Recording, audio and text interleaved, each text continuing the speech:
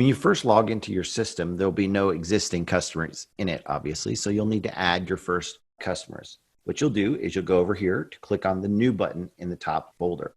You'll notice that we have the ability to add partners, folders, customers, and users. These first three are the types of tenants that we can add to the system. For every partner, there is the ability to add your own partners underneath.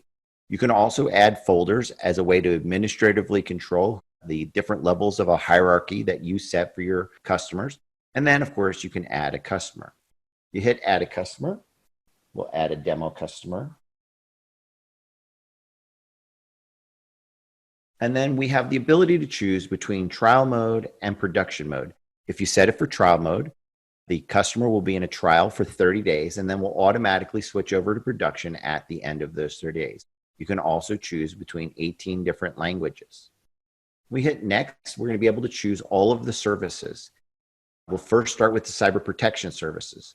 There's both backup and cyber protect. The cyber backup product comes in 3 editions: standard, advanced, and disaster recovery. The standard edition comes with most of the basic functionalities that most small businesses need. The advanced one comes with features and functionality for medium and large size businesses.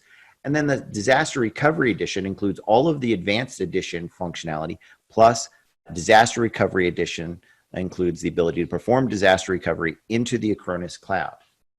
For Cyber Protect, we're going to be adding all of the antivirus, patch management, vulnerability assessment, and other features that we'll take a look at later. And we again have a standard, advanced, and disaster recovery edition of each of those.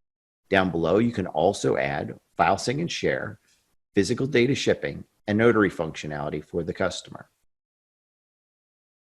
Once you've selected the solution for the customer, you can then come in and choose all of the quotas for the customer.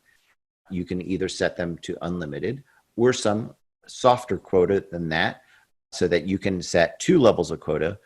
One is an initial quota at which they will receive a notification, and then a hard limit so that they can be stopped from overusing the system. You can also choose amongst all of the different services that you make available to the customer. It is not necessarily true that you need to give every single customer every single service, and so you can pick and choose and create offerings in the way that you want. You can also choose the amount of storage they have, both for their cloud storage and for their local storage. Once you've created all of the customer's quotas, then you can also then add an administrator for that customer.